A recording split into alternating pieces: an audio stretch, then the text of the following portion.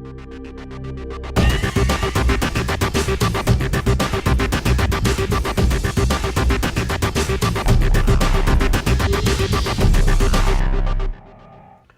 I'm Kim William Gordon, and this is Mind Matters.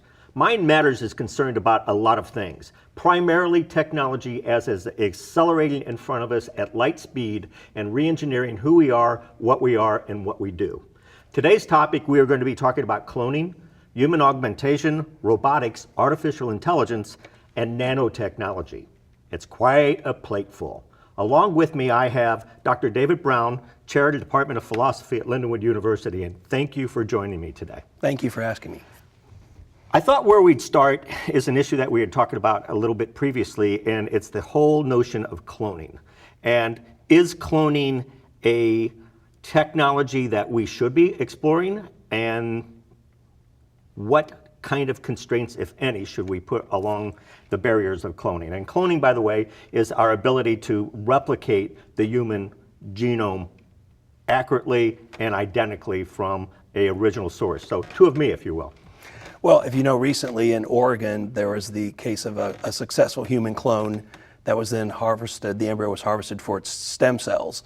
So they claimed that it couldn't have actually carried on to, to become a live birth, but we're that close to actually having cloning. Yeah. Now, in the case of therapeutic cloning, which is what they did in this case, you create a genetically identical individual, harvest the stem cells, and then you use those stem cells to treat or repair damage to the individual. Or even replicate organs. Yeah, replicate organs, possibly, at some time in the future. Yeah. In the case of reproductive cloning, you're actually trying to produce a genetically identical copy of a human individual. Right. In that case, it seems like you have to be sort of a genetic determinist, right? That if I clone Einstein, I get Einstein. Mm-hmm. But as you know, recently, genetics has sort of taken a backseat to what's called epigenetics, where this idea of genetic determinism has seemed weaker. Like, it doesn't hold, you clone Einstein, you might not get Einstein. Right. And then that raises the questions, right? Yeah, why would you clone, Einstein? Well, conditions, we put him in math camp, we hope that he'll develop along those kind of lines. There was a movie called Boys from Brazil, if you remember that, in which they were attempting to replicate Hitler and put him into all these little clone boys into family conditions that were emulating the conditions that Hitler was raised in order to replicate a Hitler. Yeah, and early proponents of cloning have actually cited that movie as a major reason culturally and politically why cloning has been sort of a hot button issue, is that, what about this, the case of Hitler, where they would kill the father at a certain age, they made sure he had a certain kind of a mother, and it looked like they actually were going to be successful in creating someone like that. And the question is, well, why? Well, if you're a Nazi, you'd want to clone Hitler. I mean, who is it that you would pick to clone? Well, we'd pick Einstein today, perhaps, because of the influence of science. Before Einstein, no one would have picked him. Who would have picked someone like Steve Jobs? Who would have picked someone like Bill Gates or something like that? Right. And as the technology becomes faster and cheaper, will we have the rights to pick clones of our own children? The implications are rather astonishing. Do you think we should be putting barriers and limits on this technology, or are we even possible of being able to do so? Well, this successful attempt at creating a cloned human embryo shows how close the technology really is. We're there. We really are there. Yeah. What we do know from the case of Dolly is there were hundreds and hundreds of unsuccessful births, including live lambs that were born that had to be destroyed or couldn't survive or something like that. And I don't think we'd tolerate that in the case of human beings. So probably like a go slow approach. Let's wait, check the technology, see if we can actually handle the social political implications. Some people have argued that cloning, if it's successful, right, would be the preserve of the rich. And it'd be another advantage the rich would use for class warfare. Yeah, for class warfare. Yeah. And just like any kind of technology, it comes out, it's super expensive, you can't afford it, and then only later on does it sort of trickle down. Well, I've always claimed that I won't be happy until there's a backup copy of me somewhere. And I've got this vision of me kind of waking up in a vat, wiping the goop off, going, what did I do now, kind of thing. Well, that's another question, right? Would it be you wiping the goo off? Your clone is actually... Well, that was where I was going with that question. So what we need to do is really identify what the self is. So if I replicate my body completely, and through a mind mapping technique, I replicate all my neural firings as we know them today, is that me? What's your thoughts on that? What is the individual? Who are we? Well, no, exactly. I mean, those kinds of questions are raised by the technology, and it seems like we need to sort of address those kinds of questions. Not just the legal status of that second individual, the moral status, and questions like, if that clone really is, in effect, you, then you have achieved a kind of immortality. Exactly. If it's not, then you what have have you done? Yeah, what have you, exactly. What Yeah. have you, you've created a simulacra of yourself who may turn out to be, totally different. Well, then what do you care? And you may be offended that someone has your face and your Well, genes. and what is the agenda? If you have two individuals that are identical, do they have identical agendas? Or if you have two individuals, now you have two individuals with two different agendas. Yeah. And so the survival instincts kick in. All kinds of very interesting sci-fi stories begin to erupt, but it's not sci-fi anymore. That's really where we're at. And, right? and you're pushed in two different directions. I mean, on the one hand, if the clone has a separate life track or separate direction, then why clone this individual instead of that individual, right? There's no reason to do that. If you clone the individual because you want a replicate of yourself or of a certain kind of a life or something, then in a sense you've determined or dictated what this other human being is going to do for the rest of life. I mean, you're not going to let the clone of Einstein go to basketball camp. You're not going to let him play football. He's going to physics camp, he's going to math camp, and it doesn't matter. Right, because know he's got that genetic potential, and you're going to create the kind of environment that would stimulate. Otherwise, there's no point in cloning him. Why not clone your next door neighbor Fred or somebody, right? If you want them to have an open there future. has to be, and so we're now really describing market advantage, right? Yeah. Do we want the free market to be determining the role of cloning within our society? Now that's a tough one, because now you're beyond ethics and you're beyond any moral guidance. You have a market that is demanding whether people get cloned or not. And what is the telltale signs? What we're saying is that it's potentially capable of the market determining what the human race looks like in 5 to 10 years. Which we know I'm is not sure we want that to happen. exactly. Do we want a Walmart Kim? Do we want a Target branded version of me? That's making the hair on the back of my head raise. Right? Well, I talk to the kids in class sometimes. I say, look, there was a time when everyone's naming their kid Britney after Britney Spears. It's like, well, we've seen what's happened in the past 5 years with her. Do you really want your kid, to be like Britney Spears? And be like, well, no, right? No. I mean, we know this, right? And what if, the mad rush to everyone wants to clone, this person? Do you limit the number of Einstein clones in a class? Does someone have to say, look, we've got to have more clones of these kind of people or those kind of people? I mean, what if everyone clones, the celebrity of the day? The genetic war race is already on. China is working on a project in which they're trying to identify the DNA sequences that contribute to a higher intellect. They're doing that right now. Yeah. And so if China is successful in identifying, and China is successful then of embedding that DNA sequence into their population, now we have an intellectual war that's just erupted. That is all DNA based. That would have been the fodder of science fiction 10, 15, 20 years ago, even 2 years ago, actually.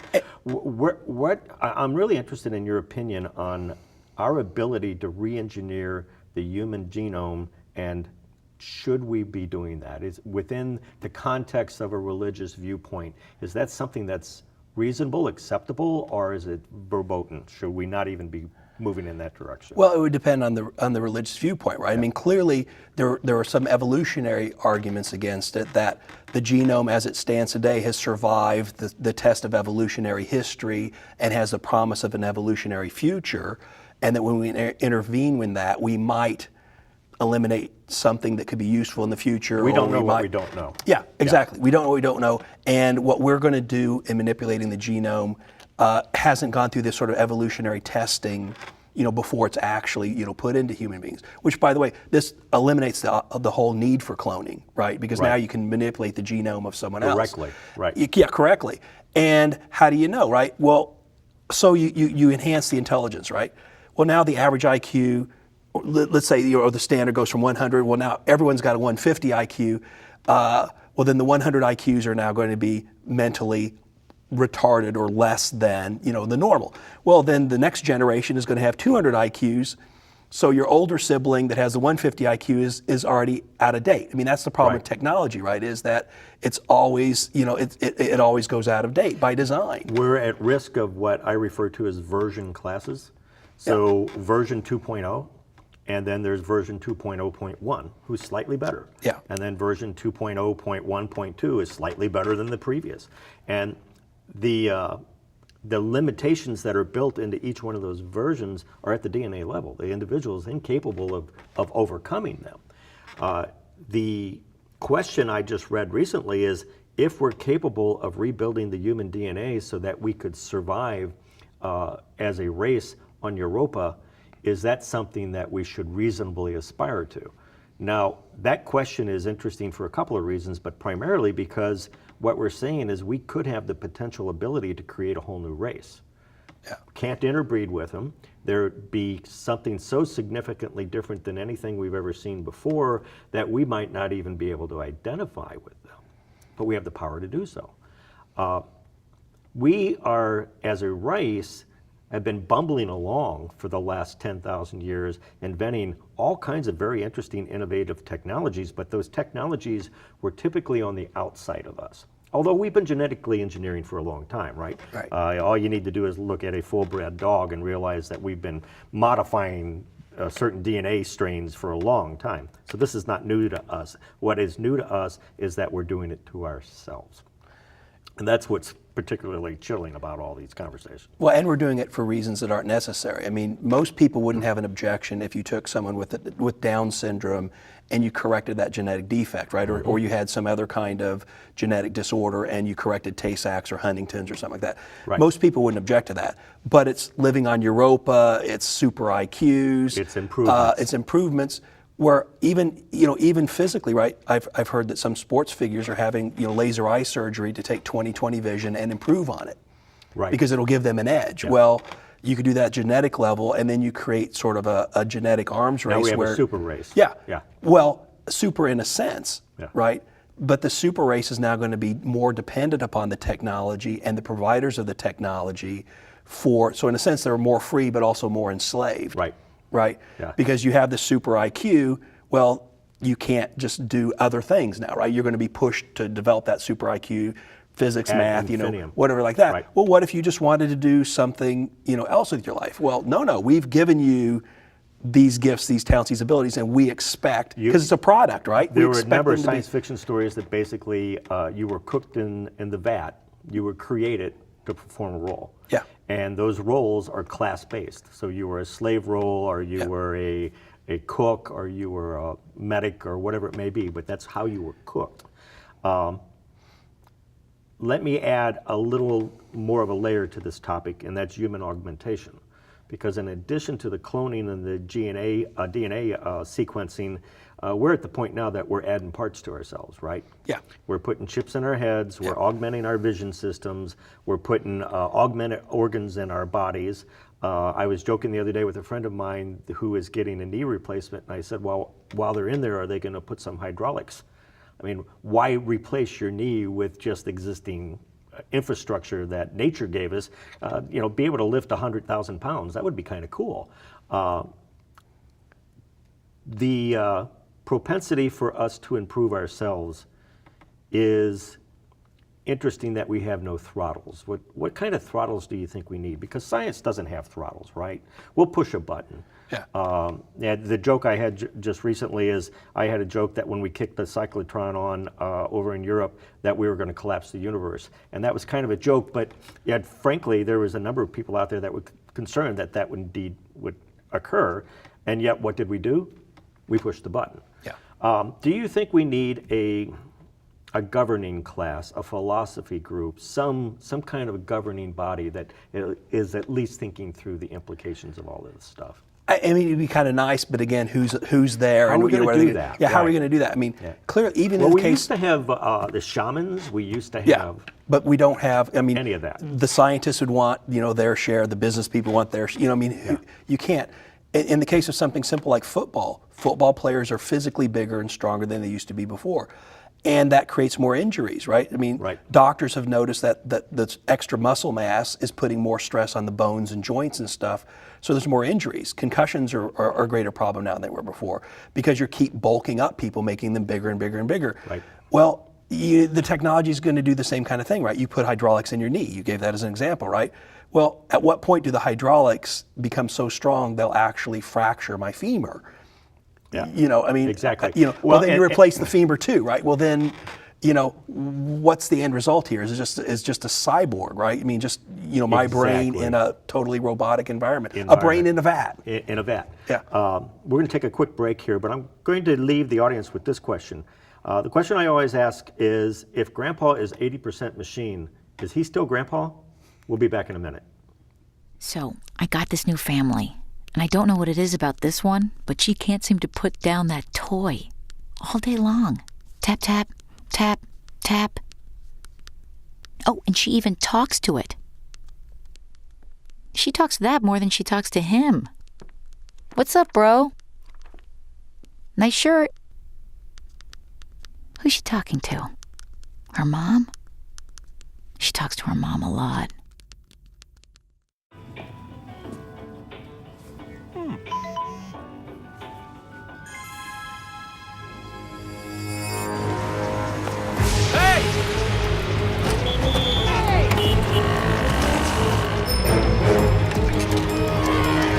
Turn here. There. Excuse me.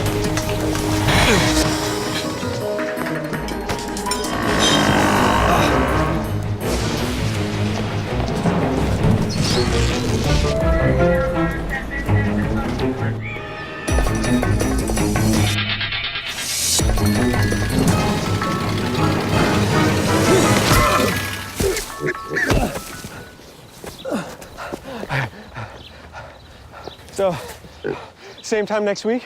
Well, of course. Put away a few bucks, feel like $1 million. For free tips to help you save, go to Feed the Pig.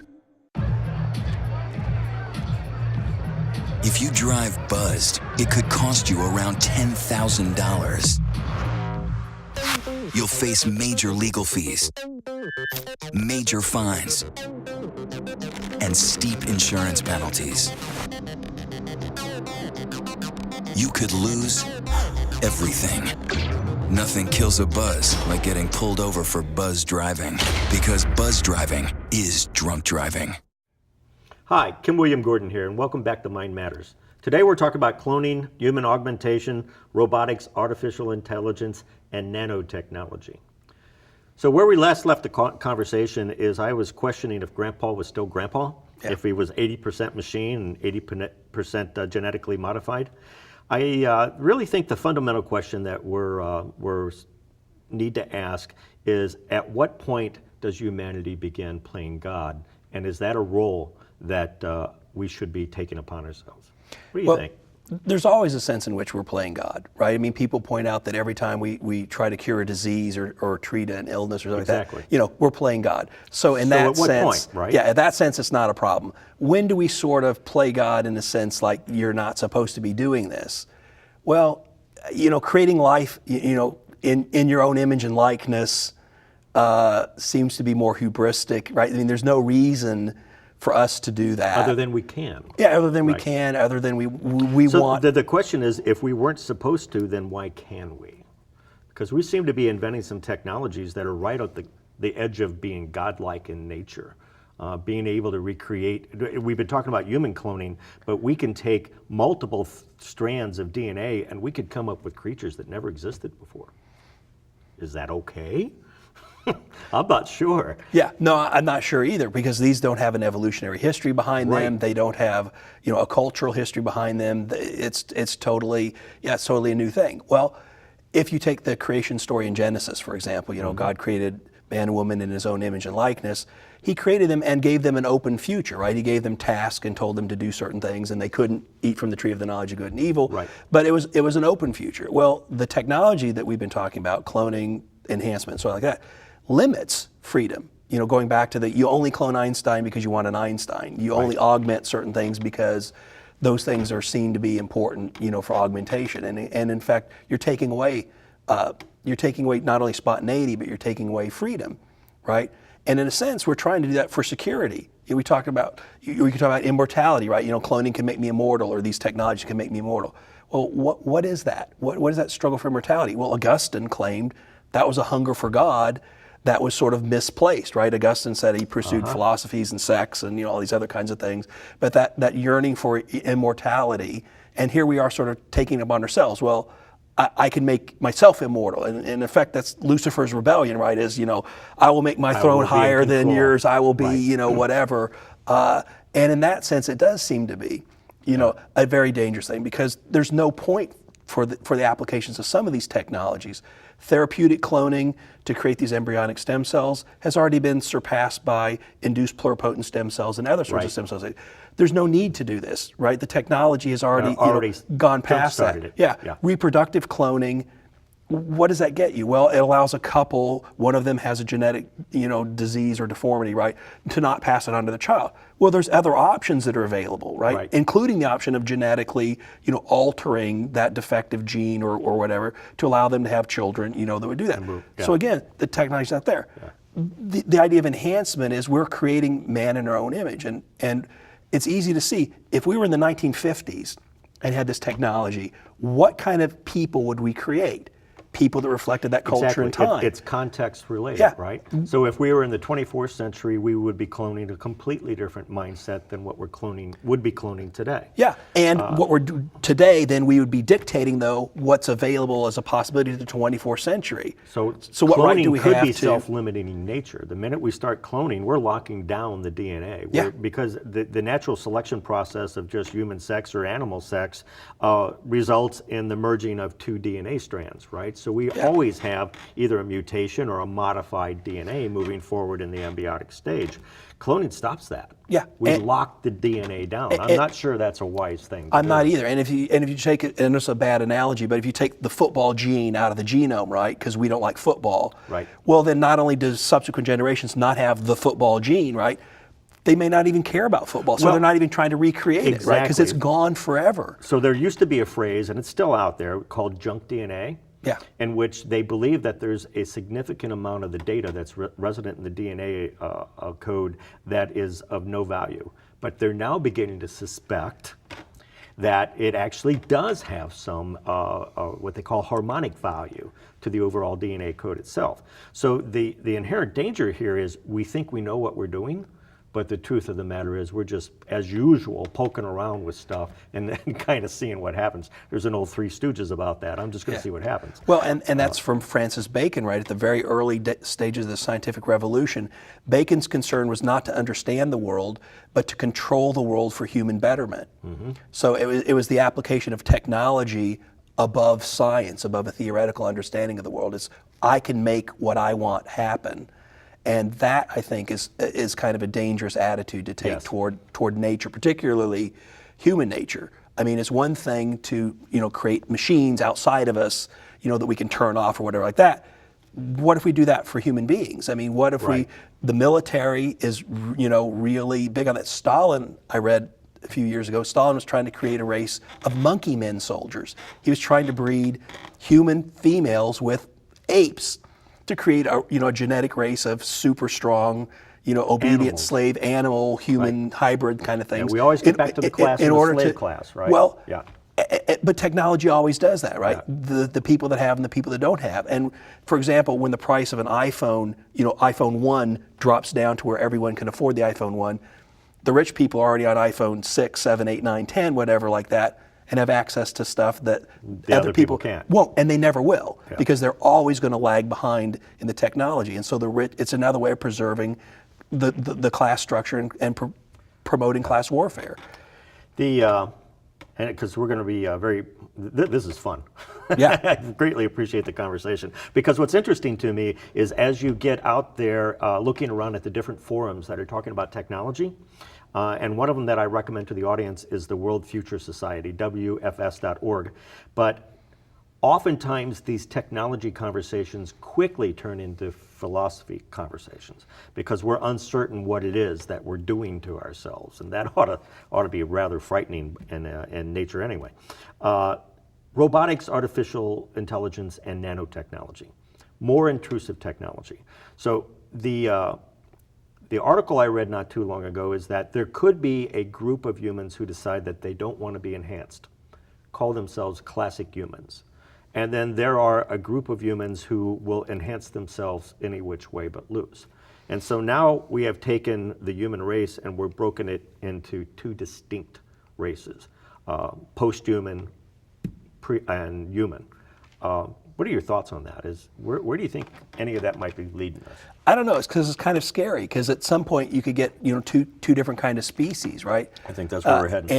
And two different kinds of lifestyle. I mean, it could be kind of frightening, like the Eloi and Morlocks in the Time Machine, right? In the Time Machine. You get that kind of structure, or any other one of those sci-fi stories, right? Where you have an underclass and a supposed upper class.